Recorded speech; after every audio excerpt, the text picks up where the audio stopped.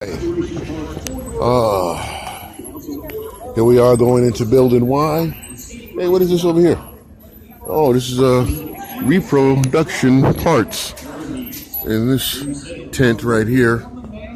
I'm not going to walk over on this side because clearly you can see it's reproduction parts, floor pans, fenders, hoods, and they all appear to be, well, they don't all appear to be, but most of them appear to be for a Barracuda.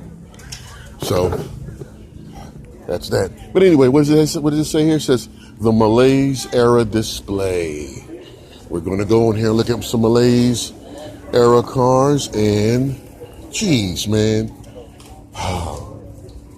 There are the F bodies. F bodies.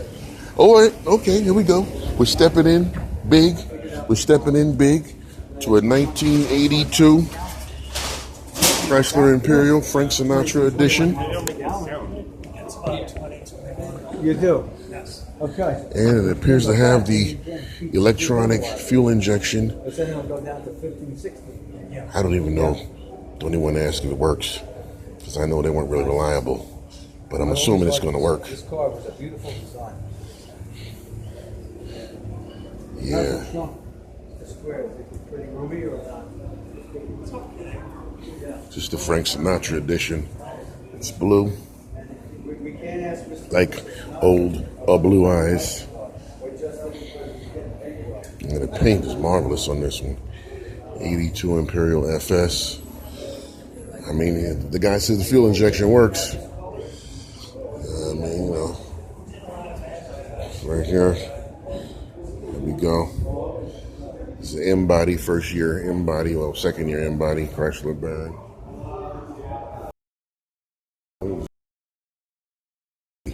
Malaise.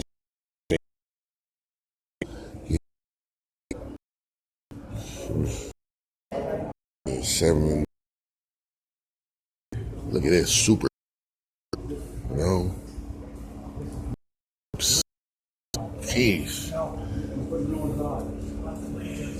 Jeez. Look at that. It's a Dodge Aspen, also 78 kit car, street kit car. It's got the Richard Petty numbers on it, 43. Not the Richard Petty color scheme, I don't think. 360. Now this is the Richard Petty color scheme here. One of 247 made. This is also a kit car.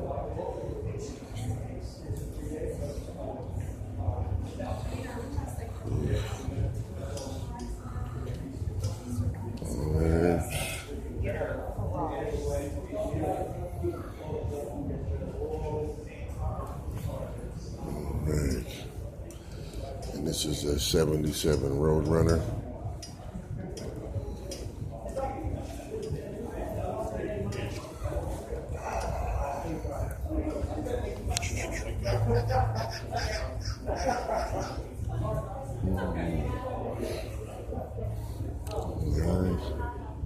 Over here we got an 82 Dodge Mirada CMX J-body with the roofs cut out, T-top.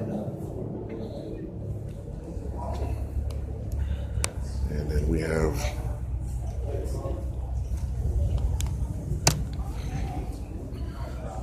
this one here is from the 1980 Chicago Auto Show.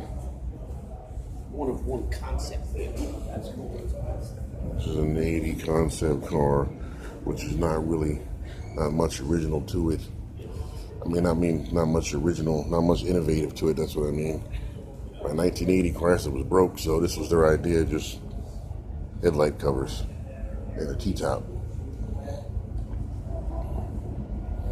You know, if you can get you one of these, oh my goodness, I love those two-tone wheels, rally wheels, 4.5. This one's got a T-top too. Also a T-top.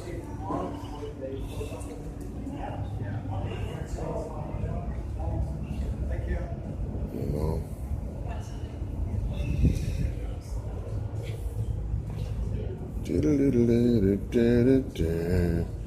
Oh, it's got paint flaking off the hood. You know, I did like the Cordoba in this body style. My mother thought about buying one when I was a kid, but she didn't do it. But yeah, I did like the Cordoba in this body style too. It's not bad. Can't find one though. Can't find one now to save your life. You know, early 80s era Cordoba. Okay, so this one says 1975 Dodge Coronet Brougham.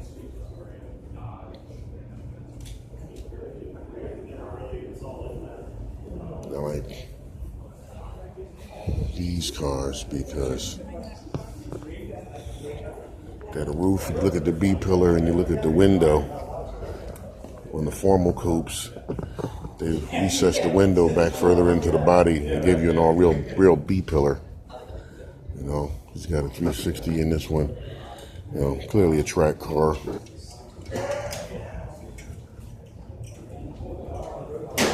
These are great cars. I mean, you got more space in this car than you got in the Ford Torino.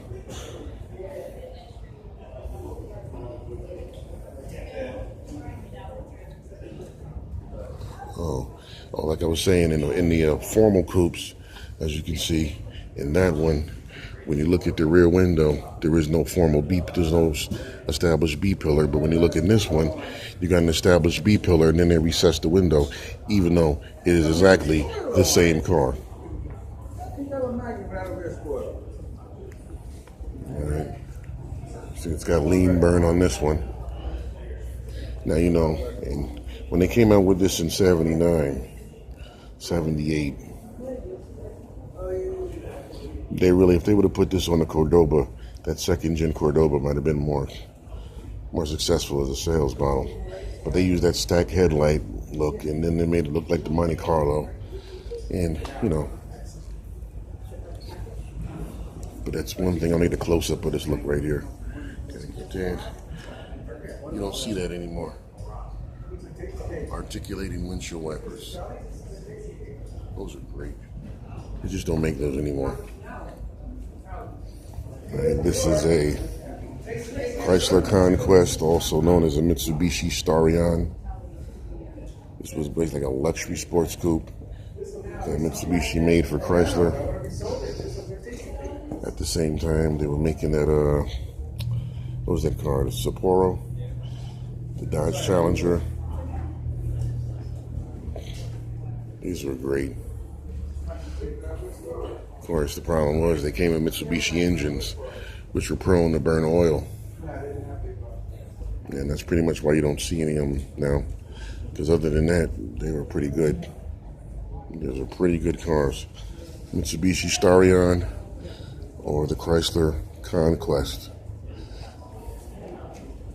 And then we have a Dodge Omni GLH, or Goes Like Hell. This was the fastest production car in 1985. Faster than a Camaro. Alright. Primarily because it's a lightweight car, but if you got one of these cars, it's the best sleeper you could have had in the 80s. But I tell you what, they should have introduced this thing much earlier. This car came to the United States in 1978. They should have brought it over in 1974, and they wouldn't have gone bankrupt in 1981, I'll tell you that. They invented this car, well, they pinned this car under their French division, Simca, but they didn't bring it over here until 1978. So that's 4 model years that they could have had something to compete with the Pinto and the Vega and the other Japanese cars that came over as well. All right, what do we got here? Ooh, look at this, It's the Fifth Avenue. Ooh, R-body. 1981 R-body, so you would have to read the vendor tag on this one because they only made this car for 3 months. You know? What kind of safety sticker is that? Oh, that's expired, that's why. Oh, no, it's not. What is that? I don't have a sticker like that. It's got a QR code on it. Where did you get that from? You see that? It's an antique, but I don't have a sticker like that. I got a red sticker with a circle in it. Where you get that fancy sticker there? Anyway, unrestored, Chrysler Fifth Avenue. 1981. Like I said, they made this car for 3 months, then they canceled production and then tooled up to make the K car. So for those of these that are out there, well, 3 months in 1981. The production started in 1979 or late 1978. But, you know, by 1981, they were moving on to something different. And I think they should have stated, you know, they should have kept making these at least 85. Once fuel dropped back down to below $1 a gallon in 1985 and the full-size cars took off, you know, the Lincoln Town Car got a refresh. Because this is, of all the cars in this wheelbase that were introduced in 1978, 79, 77 by Ford, General Motors, and Chrysler, this one is the most beautiful. I mean, look at this thing. I mean, whoever designed this was just, you know, that guy. That's the guy that designed the Botany 500 suit for J.C. Penney. Because this car is beautiful, man. Even the one that was below this, the Newport, that was beautiful as well. Then we got our Magnum taillights over here. You know, Magnum taillights and Charger taillights. You know, the Magnum sold better than the Charger, but the Charger was cheaper than the Cordoba. Well, look at that brown leather interior. I always like this, man. You know, the only problem, another production problem with these is if you didn't get the pillared sedan, if you got the hard top, this door right here doesn't have a frame to it, a window frame, and neither does this one in the rear.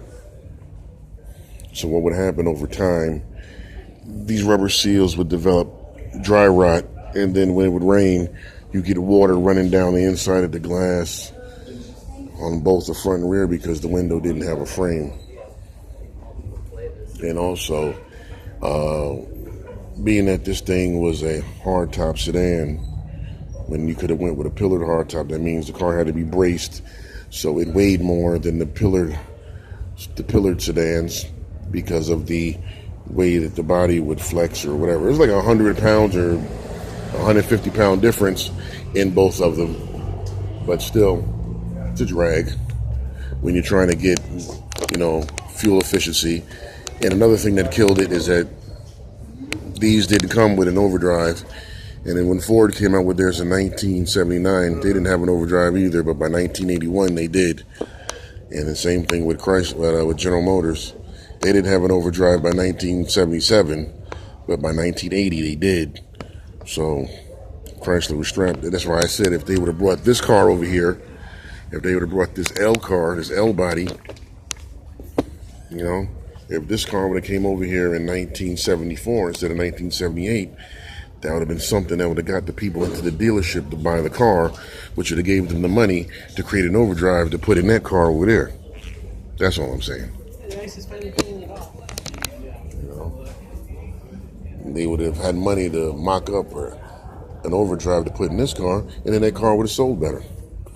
But either way, that's the end of the Malaise tent at the Chrysler Nationals in Carlisle, Pennsylvania. Now, let's go see what. Oh, there's some Ram Chargers. I want to see some Ram Chargers.